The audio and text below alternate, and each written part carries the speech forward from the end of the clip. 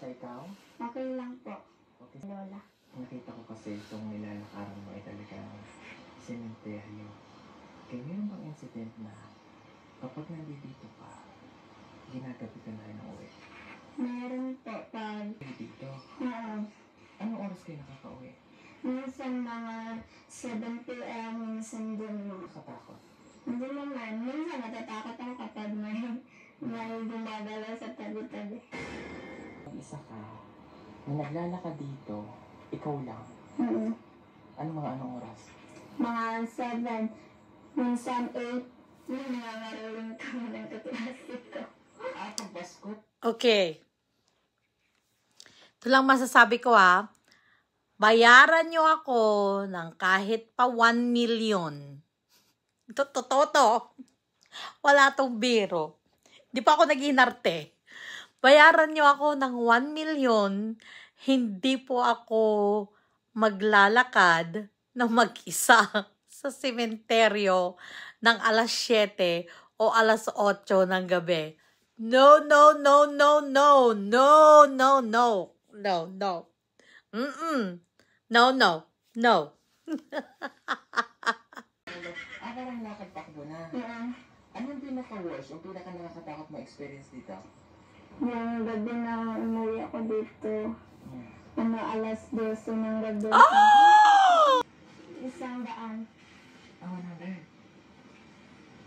So, 100, yung magiging bahay mo. Pag mayroong bigas, pero kung wala, ibibigay ko na kay mama. Wow, wow. Ang napaka-responsableng bata to, no? 13 years old, naglalabada, naghahanap buhay, part-time job, na photocopier, kikita ng 100, pag wala silang bigas, instead na babaunin niya, ibibigay niya na lang na pambili ng bigas.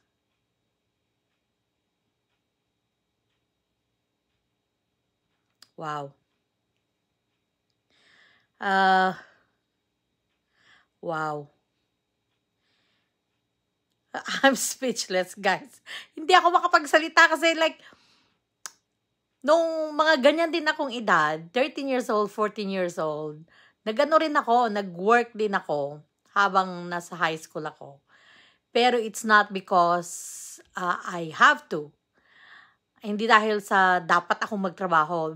But nagtrabaho ako because, ewan ko ba, para talagang nalakihan ko na or nasa dugo ko yung gustong maging independent, na gusto kong mamili ng mga gamit ko na hindi ko nahihingin sa magulang ko. So, nagtrabaho ako para sa sarili ko, para ibili ko ng mga damit, at uso noon ang minudo. I don't know. Yung mga bata dyan na nanonood, hindi alam ang minudo. Pero, mga Puerto Rican singers, group of singers ng mga bata pa ito noon.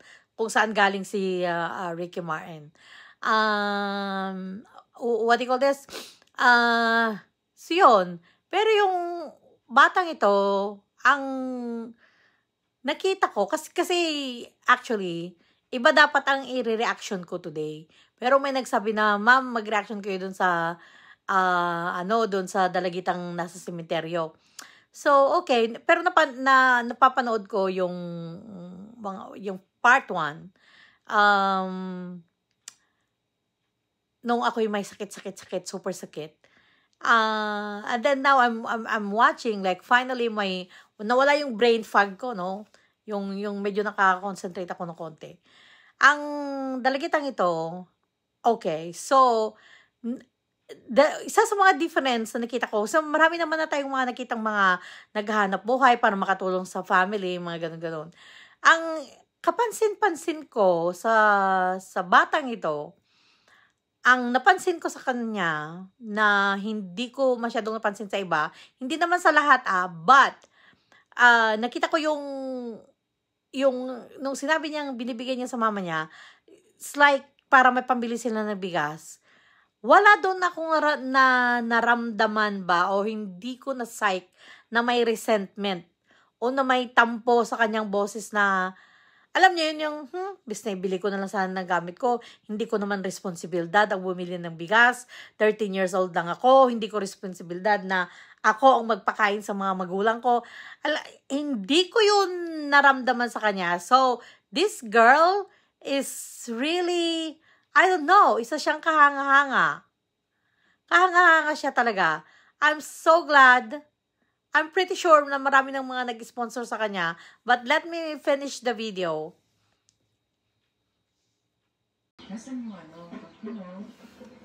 Halika. Ay, maayos ang bahay nila. Upo ka yung dalawa dito.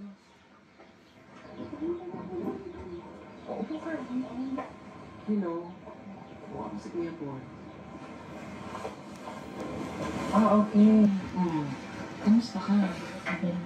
Okay ka lang? Sige. Ilang taon ka na? 17. Magkasunod kayo? Okay. Magkamukha nga kayo.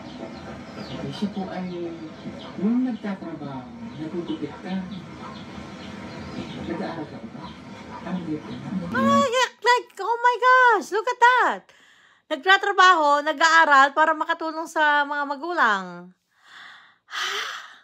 Ay, alam nyo, tama yung pagpapalaki ng mga magulang nito sa kanila.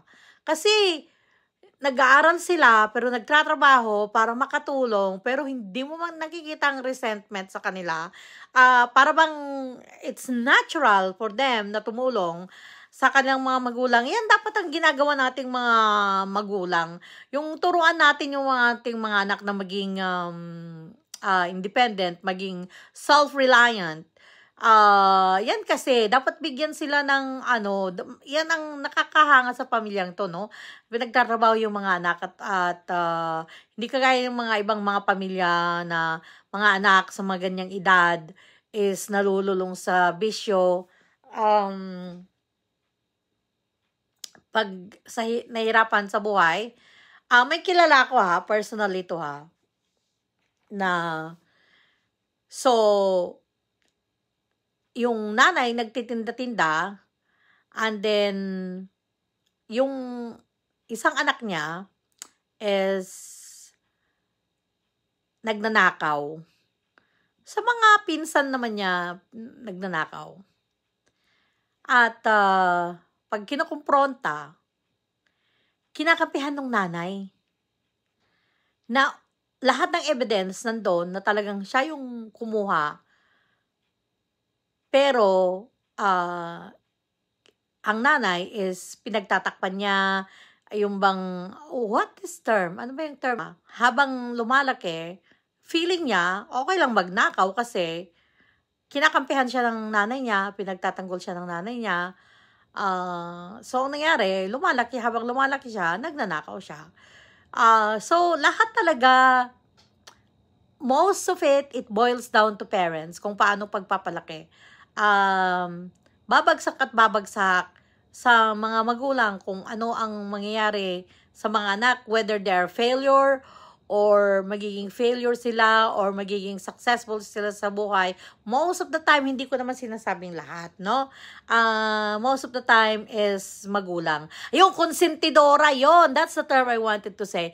Kinukonsinti niya yung anak niya, so lumaking magnanakaw. Because yun kasi yung mali. Habang bata pang mga anak mo, wag mong isipin na, bata pa yan, saka na kastiguhin kapag 12 years old na or 13 years old na. No. From the get-go, from the start, disiplinahin na yung mga anak. Nang sa ganun, alam nila na masama yung ginagawa nila para maputol o hindi na nilang malakhan ang mga masasamang nakakagawian nila. So, nakita mo tong mga batang ito, tong magkapatid na to, na they're so responsible. Ang hangad nila, nag-aaral sila, pero at the same time, nagtatrabaho sila para makatulong sa family. Lahat sila may trabaho, no? Pati yung tatay may trabaho, yung mga ibang mga kapatid may trabaho. And they're happy. Like, I'm really amazed sa family na to. So, wow. That's all I can say. Wow. So, paano pinagsasabay yung pag-aaral sa barbershop? Kapag walang pasok, doon ako pumasok ako doon sa bago shop. Para lang makakita ng panggalangan para lang naman makabili na ako. Ano ka na kinikita mo daw? Ito lang, kahit ng 300, walang pababa. Okay. Tapos bibigyan pa sa mga. Ang ganyan ng bigas. May pangarap ka talaga, hindi hadlang ang kahirapan. Talagang gagawa ka ng paraan. Ayan, walang pera para, let's say, sa pag-aaral, so nagwo-work siya. At para mabili yung mga gamit sa school. At the same time, nakakatulong pa sa pambili ng bigas. My gosh. It's like, isa to sa mga examples na dapat tularan. Sorry, may tumawag. Nasira yung video natin. But anyway, yun ang sinasabi ko na yung family na to, they're a very good example na mga batang ito is yung napalaki sila na tama. Nandun yung kagustuhan nilang makapag-aral, nag-aaral sila at the same time, pag wala silang school, nagpa-part-time job. Which is, yun talaga, ang kung hindi kaya ng magulang mo at gusto mo talagang makaahon sa hirap, is yun talagang gagawin mo. You have to help yourself. So, nakakahanga itong magkakapatid na to. And I will give kudos sa mga magulang dahil pinapalaki sila na tama. Nakita mo yung kagustuhan nilang mag-aral at the same time, kagustuhan nilang makatulong sa family nila. Walang resentment, walang galit sa ginagawa nila. No? They're doing it. They're just doing it. And it's really a very, what you call this, nakakatuwa na they're very, very good example na hindi hadlang ang kahirapan. Although, may mga instances, may mga cases, kagaya yung mga pinupuntahan ni Sir Paul, yung mga community ng mga katutubo na malayo sila sa kabihasnan, malayo sila sa city, malayo sila sa school. At the difference is, yung mga bagay, yung mga lugar na yun, yung mga family na yun, or yung mga binablog ni Sir Paul na yun is because they have no choice. Because they have no other option. Wala talaga silang mapagpipilian. There's no money to go to the city para makapag-aral doon. Ayun nga yung sinasabi ko, na kung ang mga mangungurakot sa gobyerno, di naman lahat, ang sinasabi ko is yung mga mangungurakot, pag mangurakot kayo ng 10 billion pesos, sana naman yung 5 billion lang ang ibulsa nyo. Yung another 5 billion, ibalik nyo sa tao. Nang sa ganun, like magpatayo kayo ng mga school na malapit sa mga sa mga malalayong community. It is possible. It can be done. Dahil kaya ng Pilipinas yan. Kung hindi lang masyadong kurakot ang mga namumuno sa atin. But anyway, wala tayong magagawa, nandyan na yan. Kaya pasalamat na lang tayo sa mga charity vloggers na kagaya ni Sir Paul, kagaya ng mga ibang mga PB team, yung mga Kalingap group, sino pa ba? Maraming mga charity vloggers na even though hindi ko kilala, sila yung mga pumupunta sa mga tao para makatulong. Ano man ang adhikain nila, I'm not going to question, hindi ko na questionin kung ano yung goal nila para ginagawa nila yun. The most important thing is nakakatulong sila sa mga mahihirap at nararating nila yung mga lugar na hindi nararating ng government. Kaya talagang saludo ako sa mga charity vloggers na to. Again, unang-una sa Pugong Biyahero team. I really wish na bigyan pa ako ni Lord ng mahabang buhay at health. Nang sa ganun is makapagpatuloy ako na kahit sa mga munting pamamaraan is makatulong ako. But anyway, let's go back. Ayun nga, ang kagandahan sa family na to, at least they have a choice. They can have an option. So kung kasi yung option na yun is pwede nilang tulungan yung sarili nila para makapag-aral. At ayun nga, nagpa-part-time job sila, which is kahanga-hanga talaga.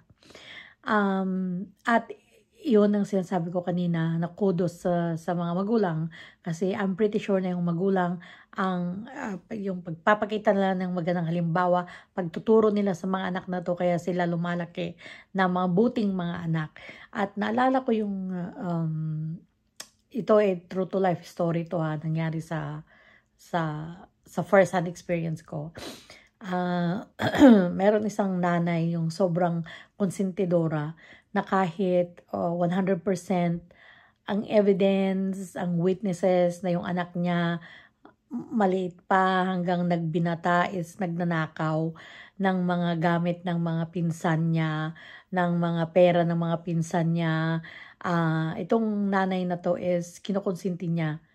No? Sabi niya, hindi magagawa ng anak ko yan na kahit nandun na lahat ang evidence. So, kabaliktaran ng mga magulang na nakita natin ngayon. Dahil sa mga sinte, kaya lumaking ganun ang anak naman yung isa. So, sometimes it all comes down sa kung paano turuan ng mga magulang ang kanyang mga anak. Kaya tuwang-tuwa ako sa family nito na natuturuan sila na mag-aral at maging self-reliant. And I don't think na dahil sila ay pinipilit, it's more like kusang loob na ginagawa nila itong mga to. Dahil nga sa kagustuhan nilang mag-aral, dahil nga sa kagustuhan nilang makatulong sa family. And again, another example, for example here, dito maraming mga options sa mga tao dito. Kung wala kang pera para mag-aral, maraming student loan. No, merong government student loan plus private student loan. Kung kulang ang mahirap ka, let's say for example, na marami kang mga anak, the government was going to subsidize yung pagbayad ng kuryente mo. Maraming mga tulong dito na ibibigay sa mga nangangailangan talaga ng tulong. Yung may mga EBT card na tinatawag, yun yung mga debit card na mga binibigay sa mga low-income family at nagagamit nila yon para sa kanilang mga groceries, and they receive that every, I think, twice a month. So, maraming mga avenues dito na tulong na pwede mong gawin. Ang kaso, ito yung sinasabi ko. Bakit marami dito ang mga homeless? Bakit marami dito ang mga nagiging homeless sila? Because mas pinili nila ang maging drug addicts. Nandun sila sa kalsada.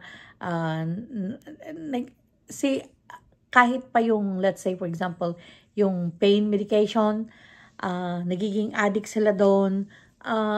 Nagiging addict sila sa mga heroin. Well, the thing is, dito kasi sa Amerika, they feel the entitlement na kapag hindi nila makuha yung gusto nila in easy way, so ngayon, nagdi-depress sila, nalulungkot na sila, nagre-rebelde sila. It's like, alam niyo, yung mga spoiled brats, halos sa mga tao dito, hindi nila pinapahalagahan na ang daming mga pwede nilang gawin. The government is there to help them, but they chose not to. Mas pinili nila ang maging spoiled, mas pinili nila ang maging drug addicts, mas pinili nila ang hindi mag-aral, kung minsan mas pinipili nila ang hindi magtrabaho para nang sa ganun is mabigyan sila ng allowance galing sa government. Kaya yun ang napakalaking diferensya po natin sa Pilipinas. Ang hirap most of the time, kagaya yung mga pinupuntahan ni Sir Paul is they really have no choice. At kinakailangan mag-asawa na lang sila kasi wala mapuntahan eh. Walang choice eh. Nothing. And, pero sa mga urban areas naman, parang nagiging parang American na rin, no? Yung masyadong ini-spoil sila ng mga magulang, binibigay lahat ang kanilang pangangailangan, at kung minsan, dahil sa masyadong spoiled mga batang ito, is maraming pera sa kanilang mga kamay, nalululong sila sa masamang bisyo, at kung ano-ano pang mga downfall, cause ng kanilang mga downfall. Kaya balik po tayo sa family na to. Sana maging magandang tularan ito, no, ng mga magulang, na turuan natin ang mga anak natin maging self-reliant at maging masipag sa pag-aaral at sa madiskarte sa buhay. Ang bonus na lang na nakita sila ni Sir Paul, at I know na bibigyan, like, she's already one of the scholars of Sir Paul, right? So, kaya, napakaganda ng kwentong ito, ng tunay na buhay na pinapakita sa atin ngayon na sa vlog ni Sir Paul. So, please continue to watch. Wag po kayong mag-alala. Unti-unti po tayong bumabalik sa ating dating programa. Nagkasakit nga lang, mahigit 2 months nang walang sahod si Nurse Nora, but it's okay. By the grace of God, makakasurvive tayo. So, tuloy-tuloy po. Please keep watching, subscribe, like, and comment below. Thank you. Comment below.